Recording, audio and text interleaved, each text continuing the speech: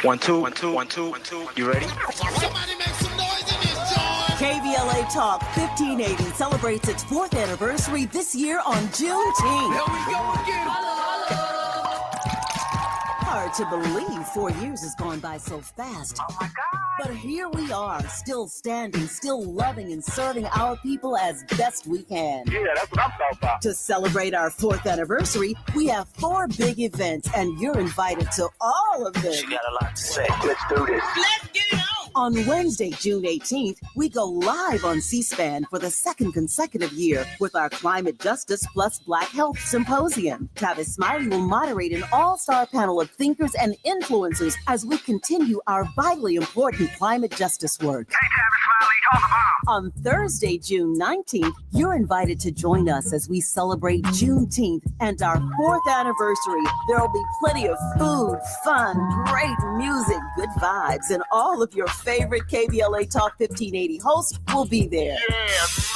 Flip the beat. On Saturday, June 21st, there are 2 big events you're invited to attend. I can't wait to hear it. This year, KBLA Talk 1580 continues its annual partnership with the Empowerment Congress for a community celebration and dialogue to educate, engage, and empower. This year's theme is resilience in the face of chaos. Can't wait to see what's up next. Y'all ain't ready for this. And new this year is our State of Black Women in Los Angeles Symposium, moderated by Dominique DePrima, with a luncheon to follow. Dominique will be leading a dialogue with some of the most impactful Black women leaders in Los Angeles, and you're invited to join.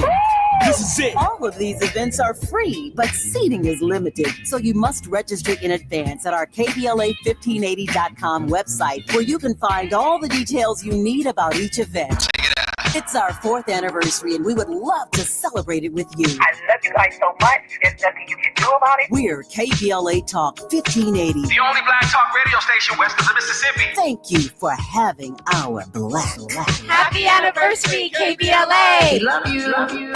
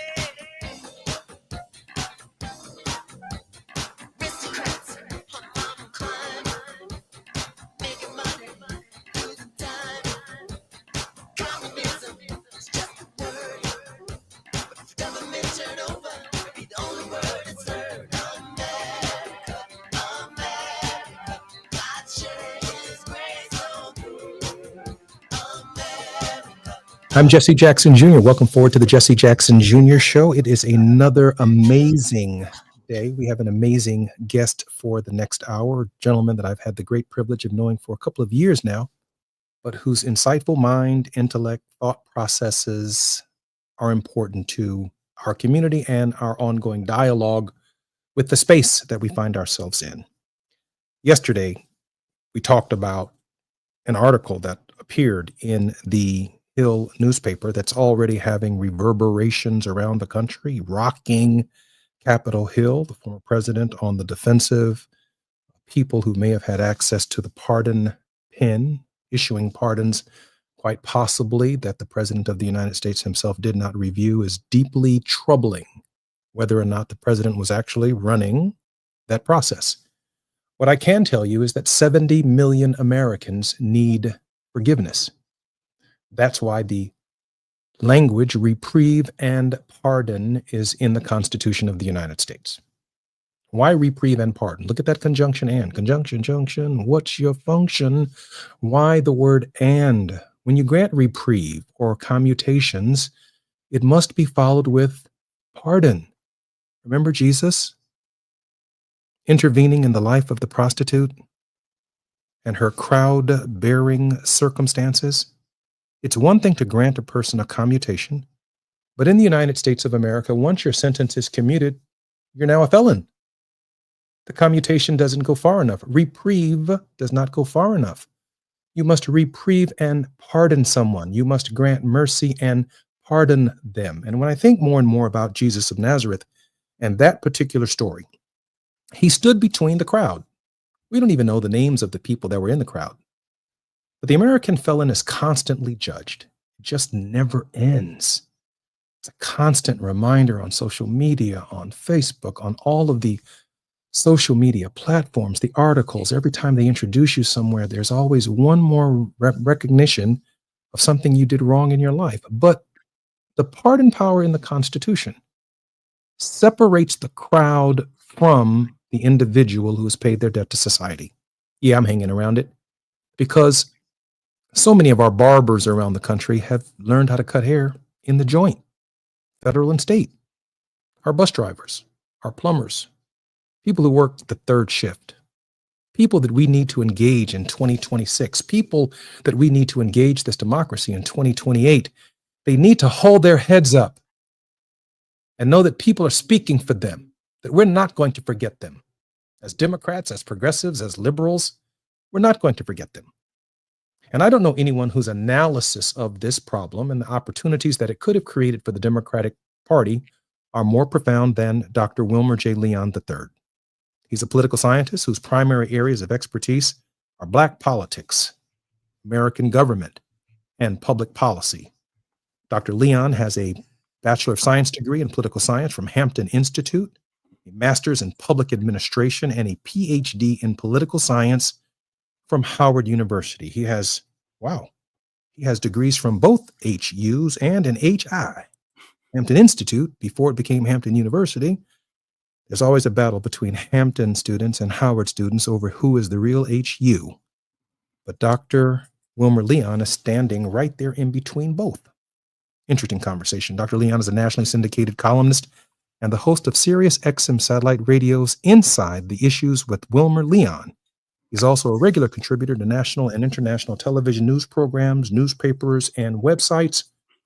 When we come forward at the top of the show, I'm going to read that editorial. Dr. Leon, welcome forward to the Jesse Jackson Jr. Show. Well, thank you, my brother. It's always an honor and a pleasure to be invited. And let me say, I can clarify, if you allow me just 30 seconds, I can truly clarify the debate about which is the real HU. Please. With 2 degrees from Howard, with a degree from Hampton Institute, and I also now teach at Morgan State University, there is no question that Howard University is the real HU, but Hampton, and I say this as a proud Hamptonian, is the only one that matters. Now let's move on. That's amazing. And the debate, I'm not totally convinced, was settled right there. But as far as I'm concerned, I settled it. So proud of you, Dr. Leon. Can't wait for your analysis. I'm Jesse Jackson Jr. When we come forward, our very special guest is Dr. Wilmer J. Leon III. It's afternoon drive time with Jesse Jackson Jr. Only on KBLA Talk 1580.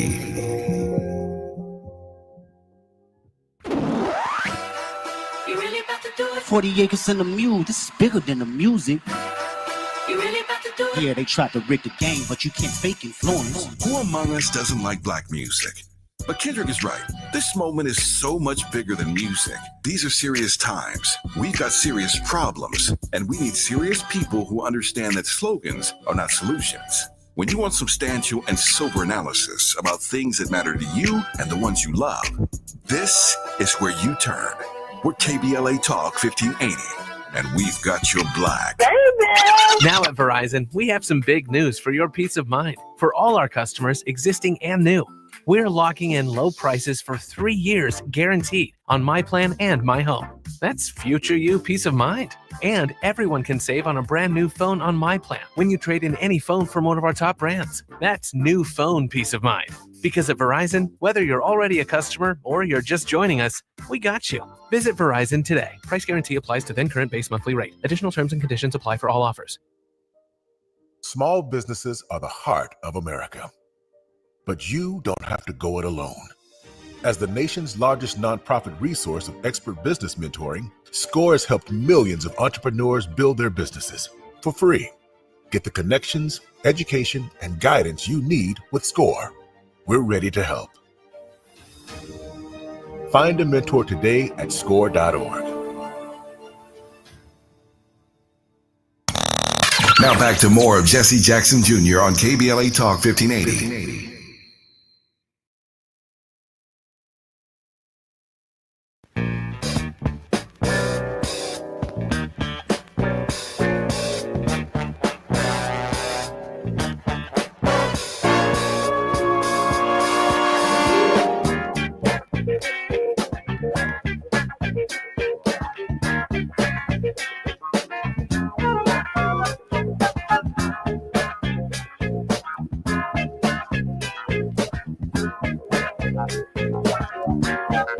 I'm Jesse Jackson Jr. Welcome forward to the Jesse Jackson Jr. Show. My very special guest, Dr. Wilmer Leon.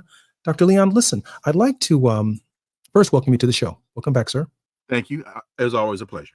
I'd like to take just 2.5, maybe 3 minutes of this long 17-minute segment to read this editorial to our listeners and then get your opinion. I'd love for you to opine and share with us your thoughts on the complications and the seriousness that it represents.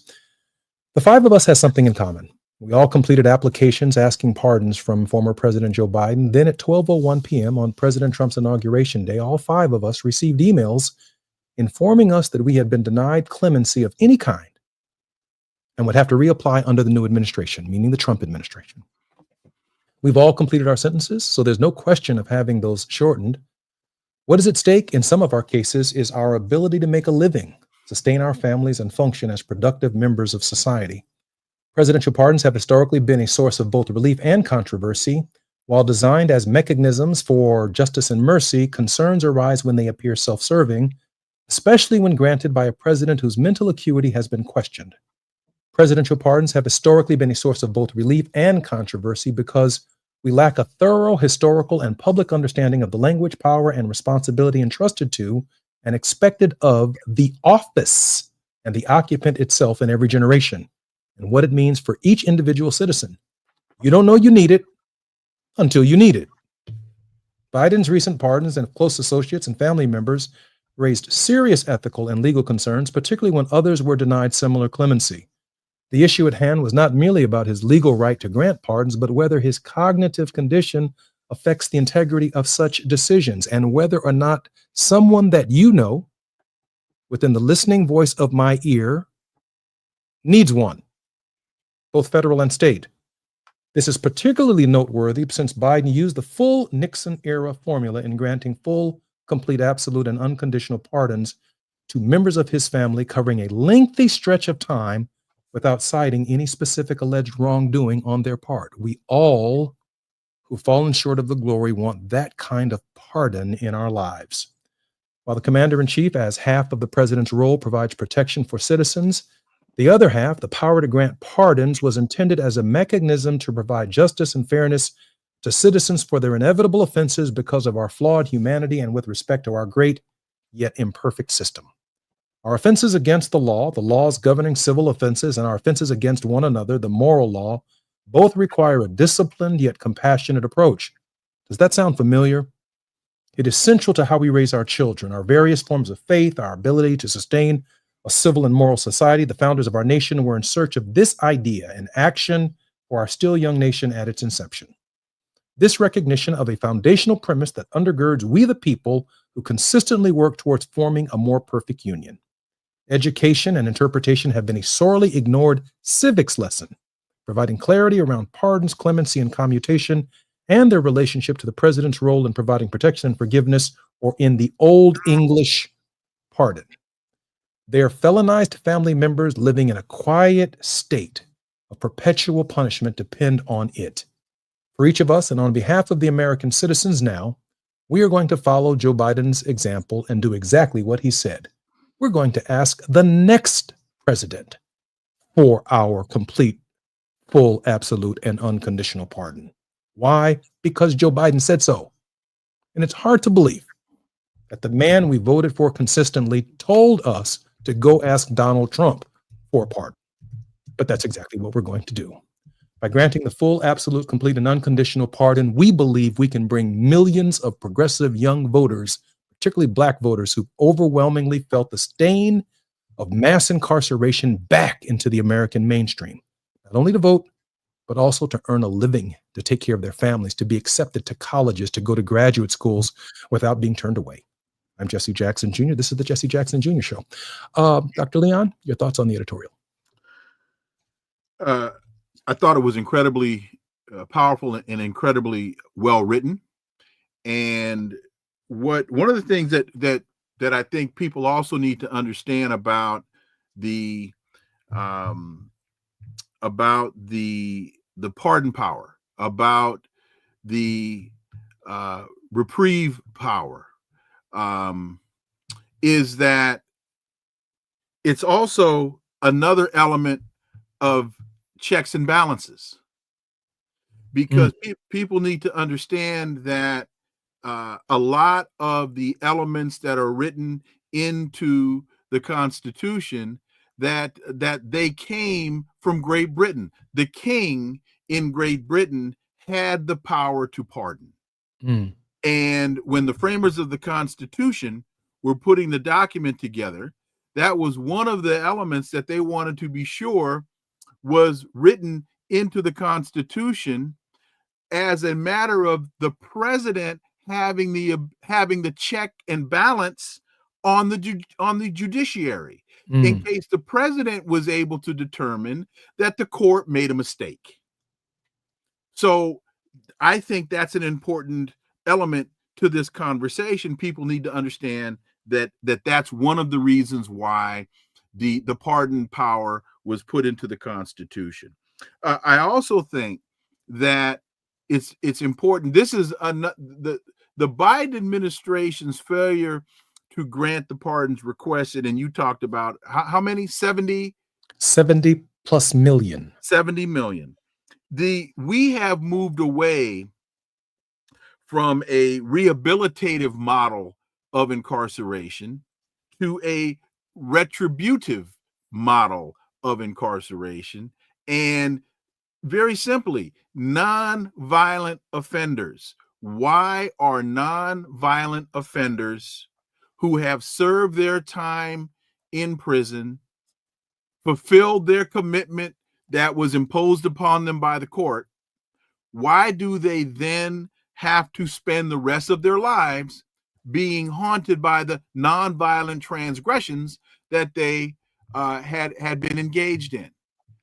And there's, as you are appealing to the Trump administration for the pardon that the Biden administration told you that you need to seek, I don't know if you're familiar with the Culpeper, Virginia County Sheriff Scott Jenkins, who was convicted in court for receiving bribes. He was selling badges. He was selling sheriff badges to some of his political benefactors in Culpeper County. I think he was selling them for $3,000 or $4,000 a badge.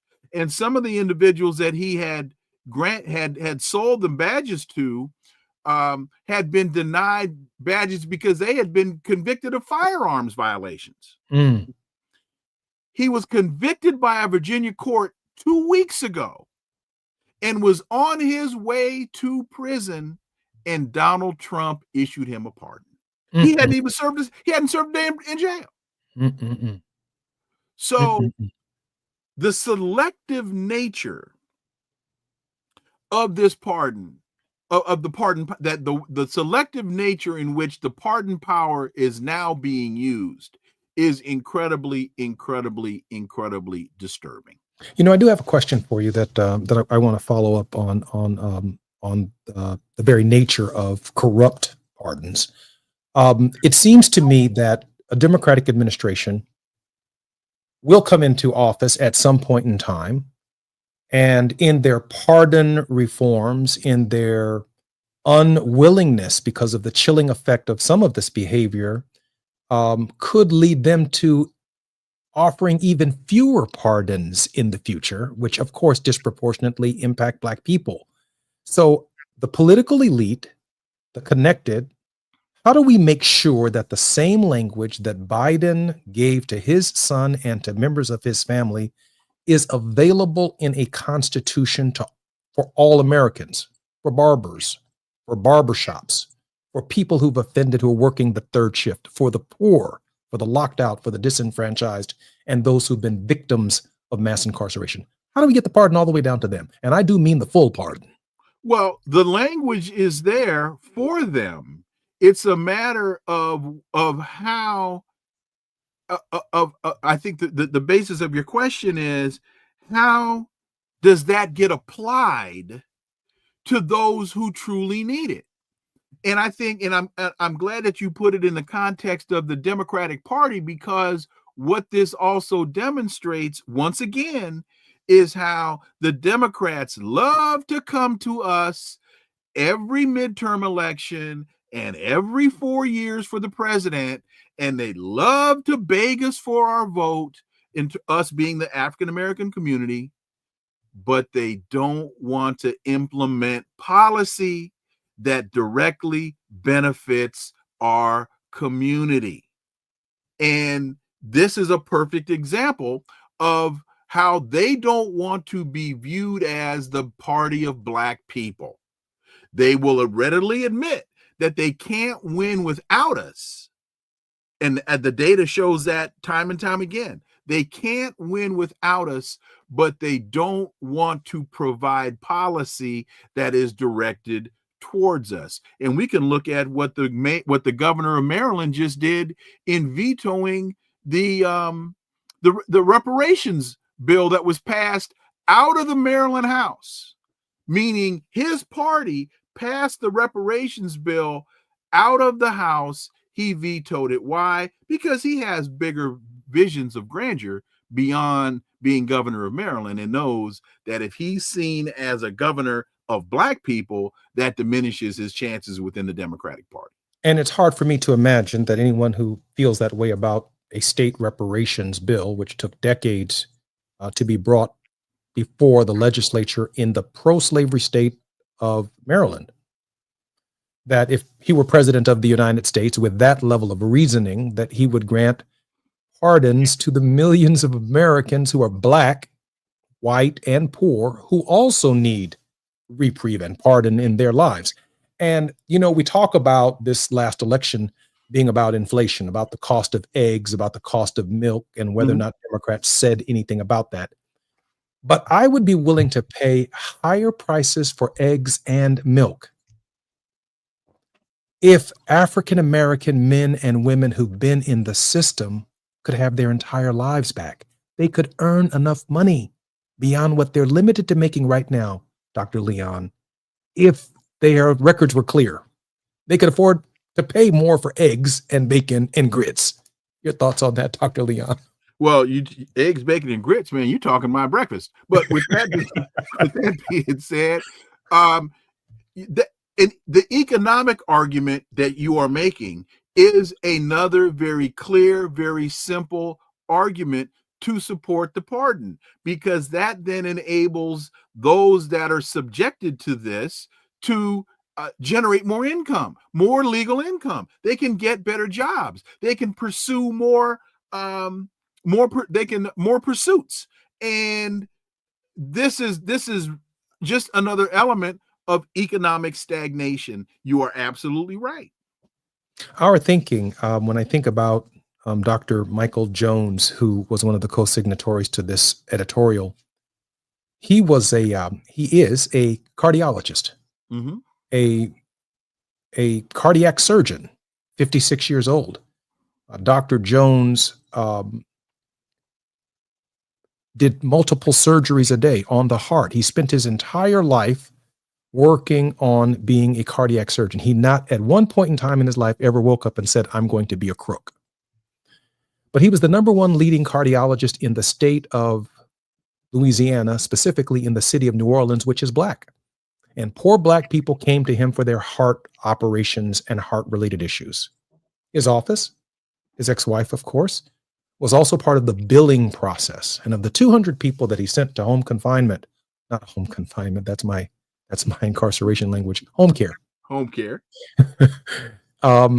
They found 3. The government investigated him, found 3 people that they said was overbilling.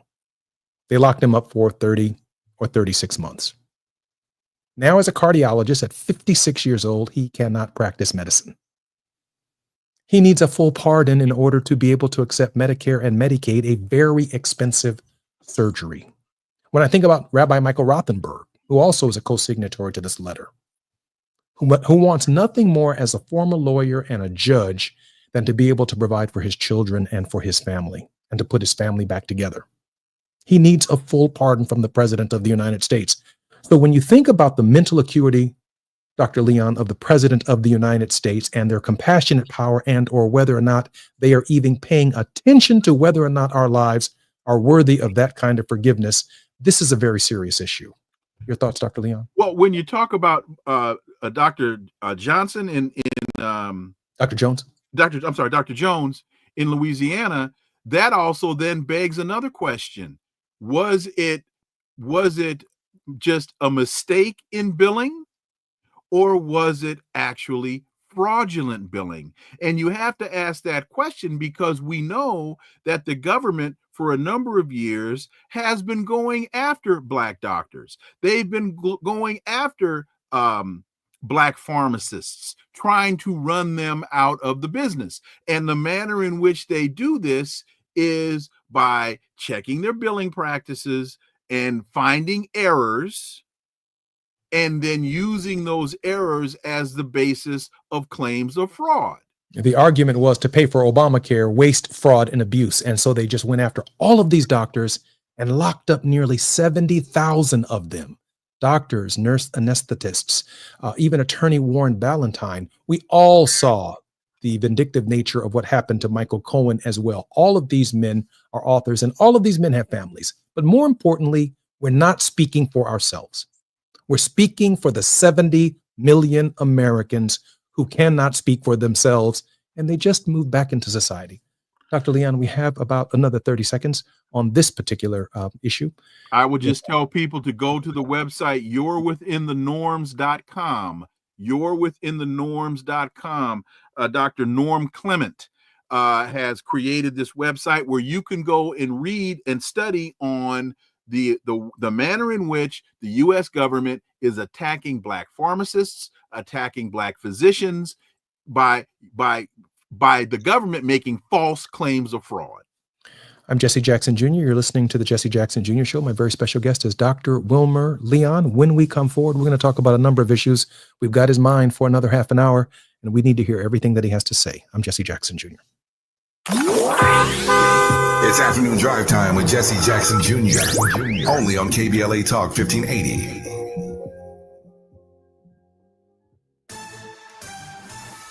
I'm Bree Wood with BIN News Now. The first Black mayor of Tulsa, Oklahoma is proposing a reparations plan for descendants of the 1921 race massacre. Mayor Monroe Nichols wants a private trust to fund housing and scholarships, no direct cash. The Greenwood Trust will raise and facilitate the investment of $105 million in private funds along our road to repair, restoration, and life. The city council must approve any asset transfers.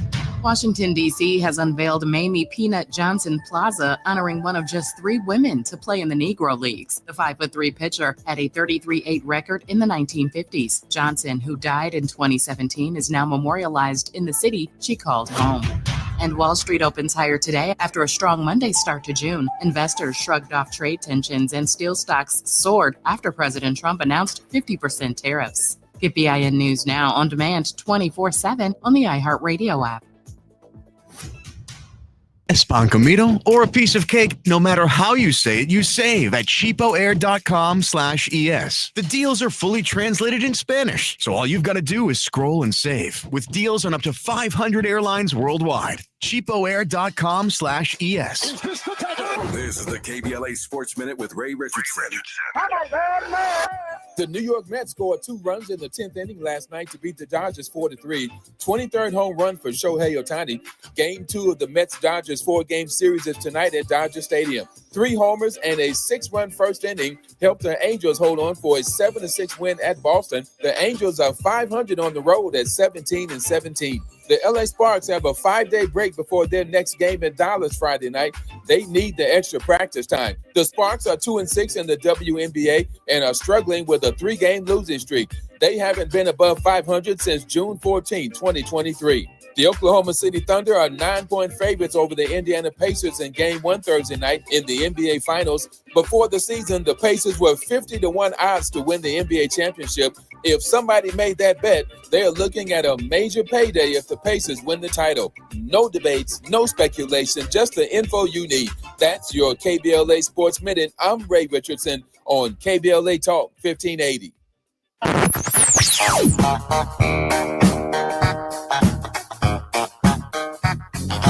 This is KBLA Talk 1580. Talk radio. That's music to your ears. We're unapologetically progressive. KBLA Talk 1580.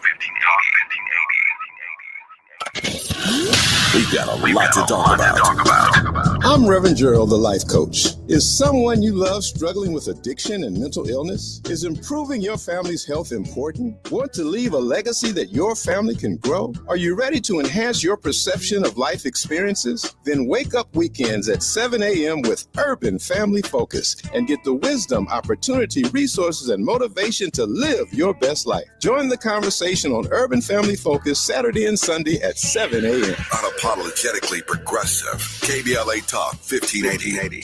We've got your black. At the tone, please record your message. You ready? Drop it! Mr. Tavis Smiley, preach it. Thank you, man. Politics in this country is crazy. You put things in perspective that even I didn't. The right is playing fast and loose with facts and scapegoating everyone under the sun, especially black and brown people. As a white man, I do not agree with this, and I am on my black and brown brothers and sisters' side. Fight the good fight. You know that I am part of the resistance. Let's fight the power. Our freedom of speech is freedom of death. We got to fight the powers that be. KBLA Talk 1580. We've got your black. After nearly 20 years in Congress, he knows how to get at the issues that matter the most to you. Every day, he takes a deep dive into politics, social justice, and the stories that shape our community. This is where prominent people unpack perplexing problems. Unfiltered, unapologetic, unmissable. You're inside the Jesse Jackson Jr. Show on KBLA Talk 1580.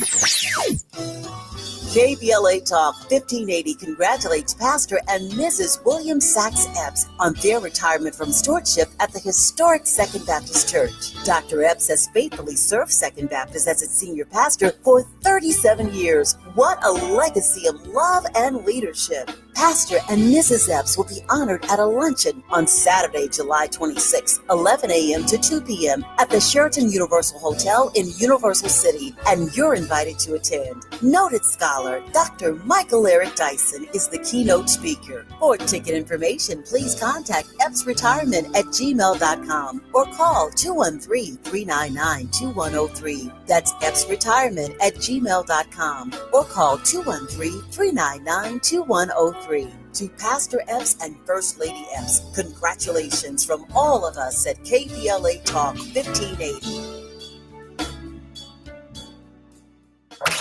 You're listening to Jesse Jackson Jr. on KBLA Talk 1580.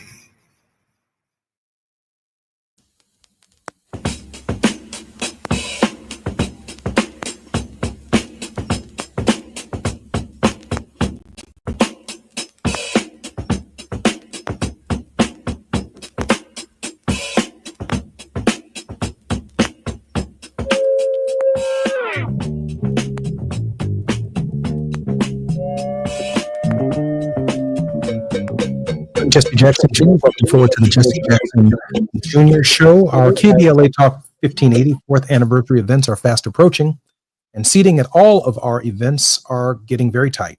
Have you registered at our KBLA1580.com website? If not, let me encourage you to stop by, do it right now so you don't get left out. It's our 4th anniversary, and we want to celebrate it with you. If you're planning to join us for our 4th anniversary celebration and barbecue on Juneteenth holiday, we're asking everyone to bring food, a gift card, or any amount for the victims of the Altadena fire, grocery store chain, or restaurants. We're grateful for whatever you bring to help the families still displaced by the wildfire. So go to our KBLA1580.com website right now and sign up for the events you plan to attend. All of our anniversary events are free, but seating is limited and you must register.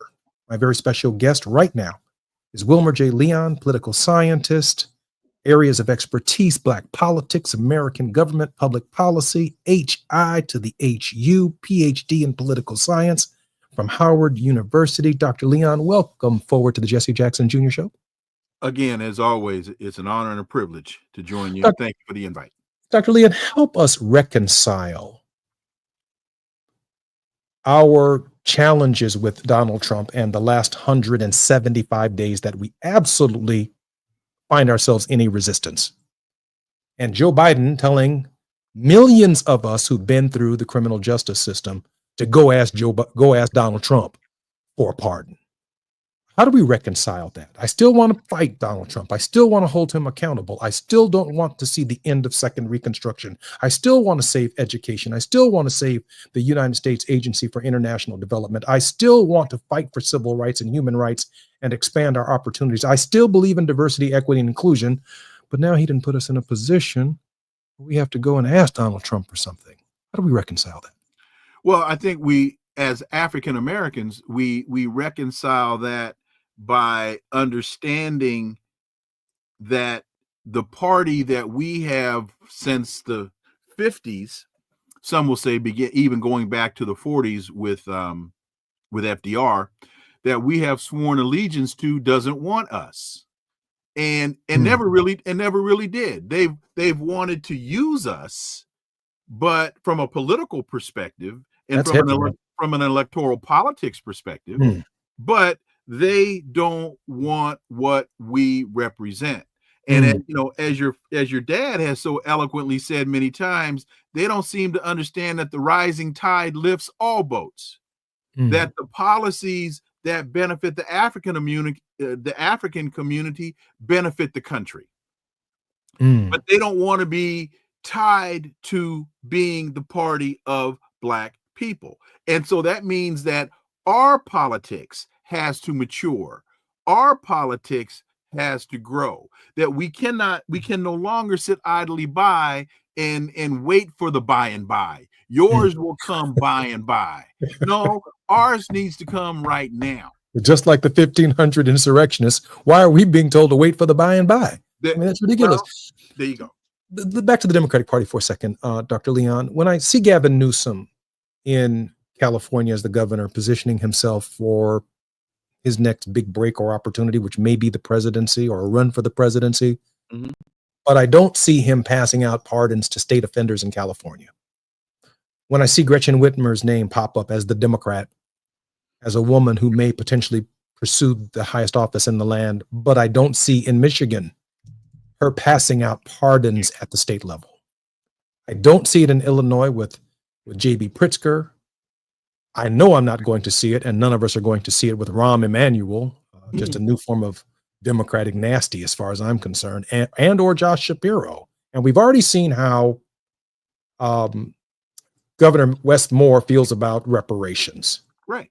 What are we to expect from Democratic hopefuls on this question of granting men and women who have suffered through the system a new life?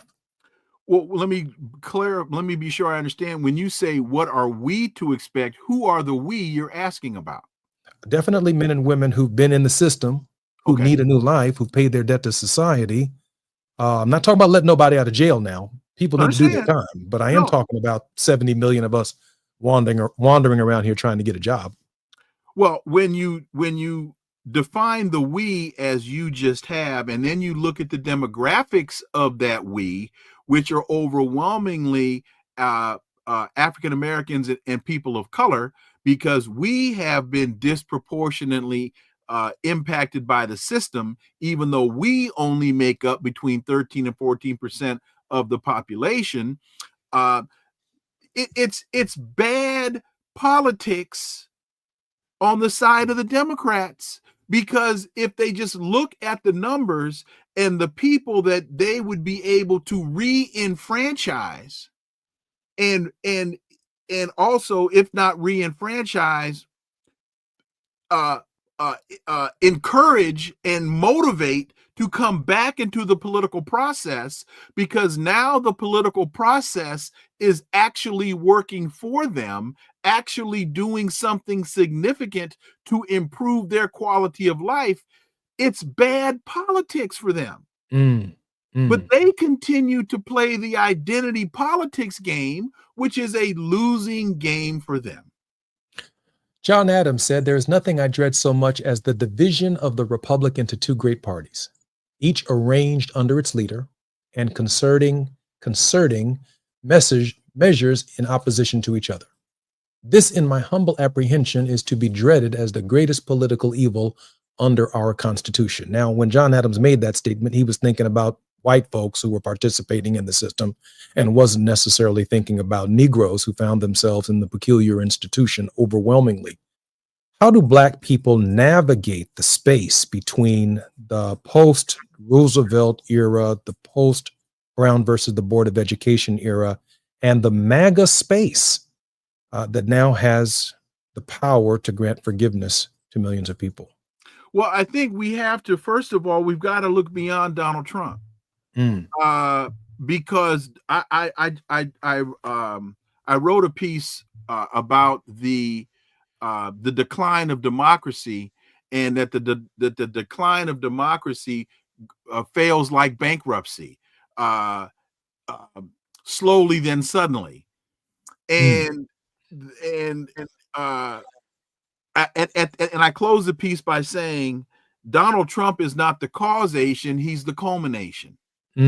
So long as we continue to get locked into this binary mentality of it's Donald Trump or Democrats, failing to understand that both sides of the equation are failing us, our politics can't mature. Our politics can't grow, because we still then get locked into thinking that we have to choose between the lesser of two evils, and we know the lesser of two evils is still evil.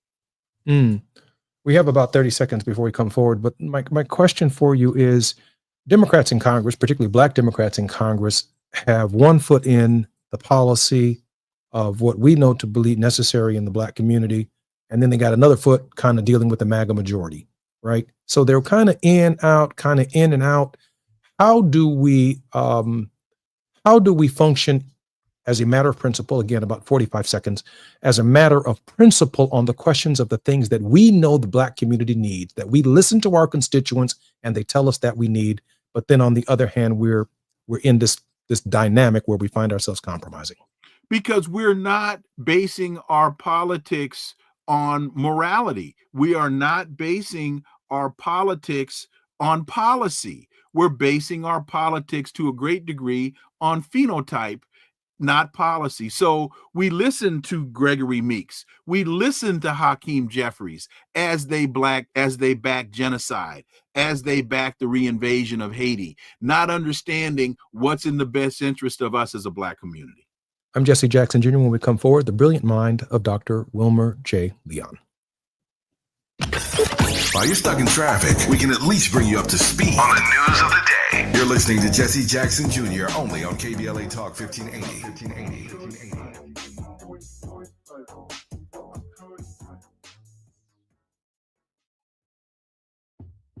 Hi, I'm LA City Councilman Curran Price, inviting you to join us on Saturday, June the 14th from 11 a.m. to 2 p.m. as we cut the ribbon on the brand new Enel Woods Park at 8703 South McKinley Avenue. Thanks to a generous donation from Heal the Bay, the park features smart irrigation, stormwater capture systems, and space for local wildlife to thrive. And we've built a walking trail, picnic areas, native landscaping, and quiet spaces for families to gather, relax, and connect. This is part of a much larger effort to expand green spaces across South LA with 3 new parks in the works, a first-of-its-kind community center coming soon, and plans to connect it all through the South LA Greenway.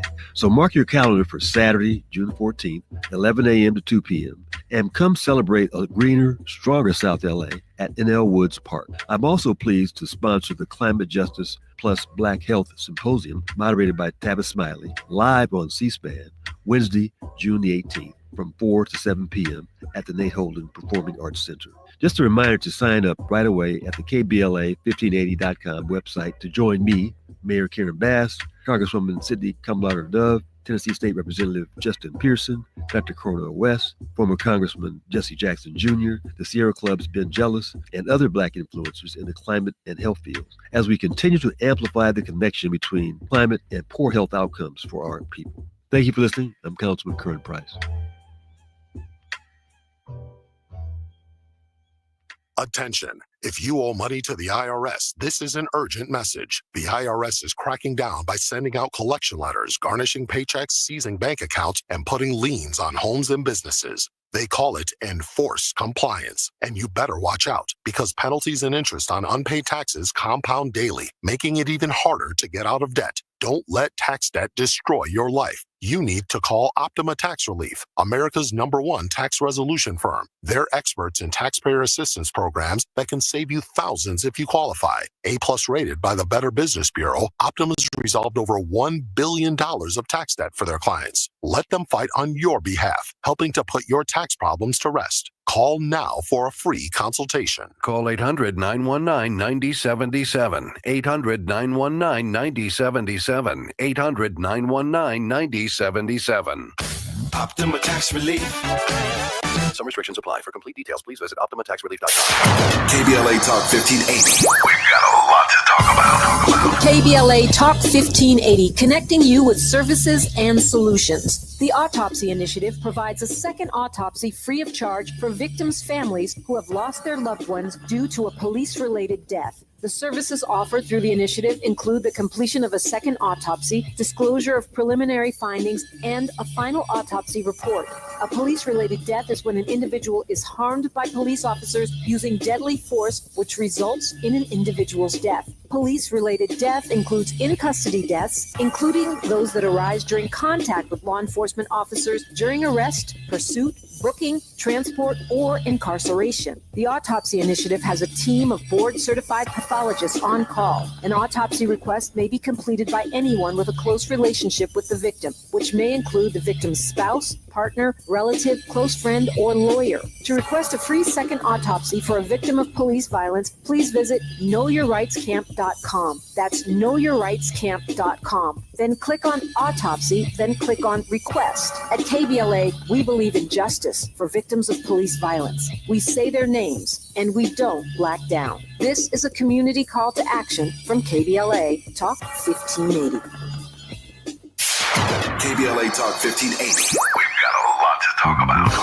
KBLA Talk 1580 is committed to self-care and community well-being. Walk Good LA was formed in June 2020, inspired by the Black Lives Matter movement and the beginning stages of the COVID-19 pandemic. What began as a few minutes of breath work and yoga meditation before protests against police brutality turned into a safe space for the community to heal in hard times. The immensely positive response from the community transformed the momentum into a movement. Today, Walk Good LA is a Black and Brown-led community wellness organization based in Los Angeles. They provide spaces for healing through community yoga classes, guided meditations, hikes, run clubs, and other activations throughout Los Angeles that attract hundreds of members weekly. With the help of Propel and Michael B. Jordan, they now have a yoga and wellness studio in Los Angeles called the Walk Good Yard. To join their mailing list and connect with healing spaces, please visit walkgoodla.org. That's walkgoodla.org. Or find them on Instagram at walkgoodla. This is a community call to action, a community call to healing from KBLA Talk 1580.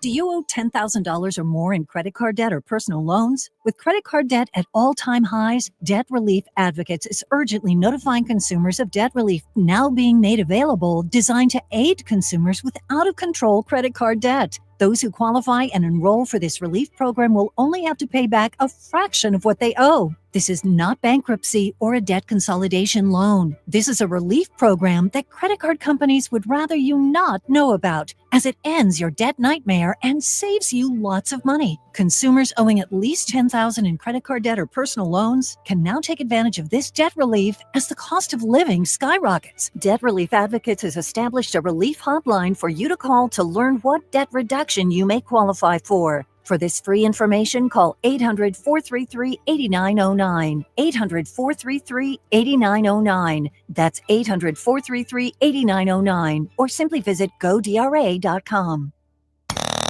Now back to more of Jesse Jackson Jr. on KBLA Talk 1580.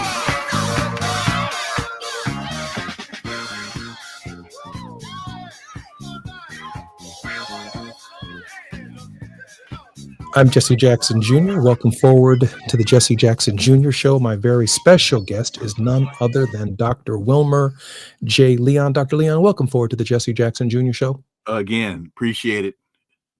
Dr. Leon, before I ask a couple of questions about the character of the office of the presidency itself, share with us how our listeners can stay in touch with you and listen to your programming. Well, you can find me at wilmerleon.com. That's the simplest way to get the information that you need. You go to wilmerleon.com.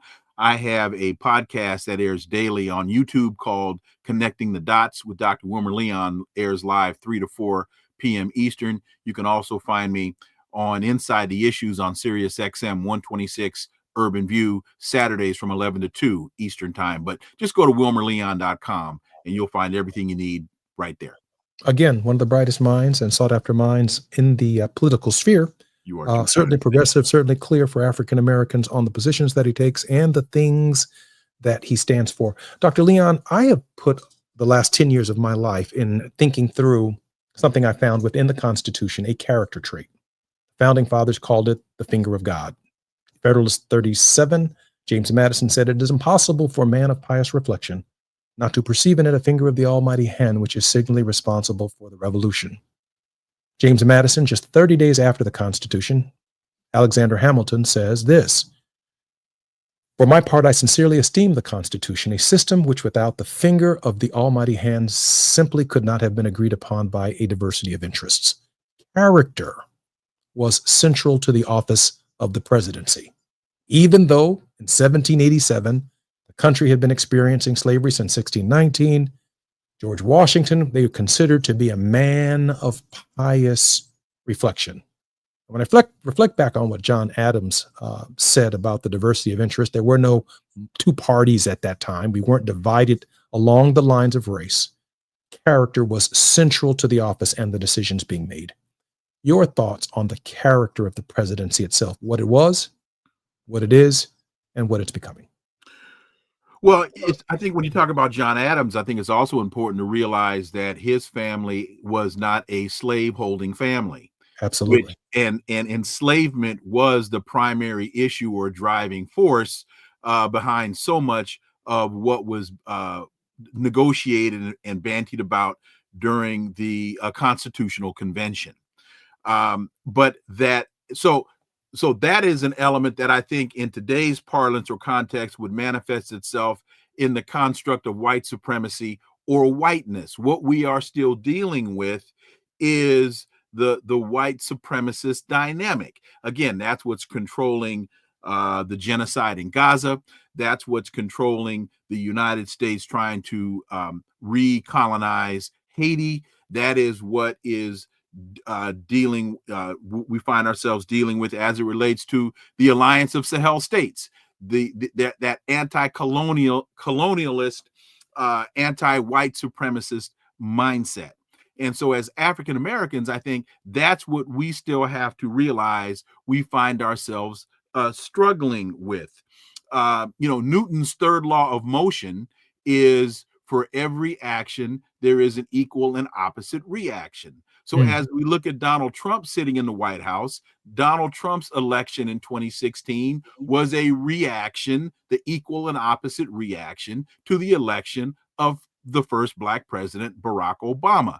So we as African Americans have to always understand that is what we continue to find ourselves struggling against. And until we come to really understand that, we won't be able to develop a political dynamic, a consistent political dynamic that takes our interests into account. Dr. Leon, what does that political dynamic that takes our interests into account look like? I haven't seen it. I don't think we've seen it since Gary in 1972. Mm-hmm. Well, it takes into account education and the disproportionate impact that the abandoning of the Department of Education has on our community. It takes into account the disproportionate impact that they're wanting to defund Medicare has on the African American community. It takes into account they're wanting to do away with Social Security, failing to understand that around 32 or 33% of African Americans that receive Social Security, that's their sole source of retirement income. And that the average Social Security payout monthly is around $1,700. Try to live in the United States of America on $1,700 a month as retirement income and see how far that gets you. So we, again, going back to your father, the rising tide lifts all boats. The political elite want to continue to make this a matter of the have versus the have not, and they in that class context, they continue to want to structure the argument as white versus black. And we have to understand that we can't fall for that we can't afford to fall for that okey doke anymore. The time is running out. I think in the fall, when the students come back to school, particularly HI, HU, A&T, Morehouse College, Spelman College, you name it, Alabama State University, we have to plan for a massive voter registration drive at the universities themselves in preparation for the 2026 elections, the midterms. We need young people to be consciously voting in the municipalities, wherever you're from. I'm from New York. I'm from Chicago. No, you go to Alabama State now. You're from Alabama. You have to register to vote in Alabama at Alabama State so that you can participate in the election that could elect and reelect the congresspersons from Alabama. I think that some of the frustration, Dr. Leon, and let me allow you the final word on this, must be moved into action. Black folk need to register and vote, and we need to be motivated independent of anyone else's expectations. But they have to know what they're voting for. And right now, the Democrats aren't offering anything other than we're not Donald Trump. I'm Jesse Jackson Jr. My very special guest for the last hour has been none other than Wilmer Leon. Dr. Leon, an hour just isn't enough of your time. We need more. Well, then ask for two and you'll get it. I got a simple solution to that problem. And I have to get you back on my shows as well. And we'll make that happen. I look forward to it, Dr. Leon. I'm Jesse Jackson Jr. You've been listening to the Jesse Jackson Jr. Show. Tomorrow, Reverend Dr. Todd Yeary, Wealthy Wednesdays with Todd Yeary. KBLA 1580 Santa Monica.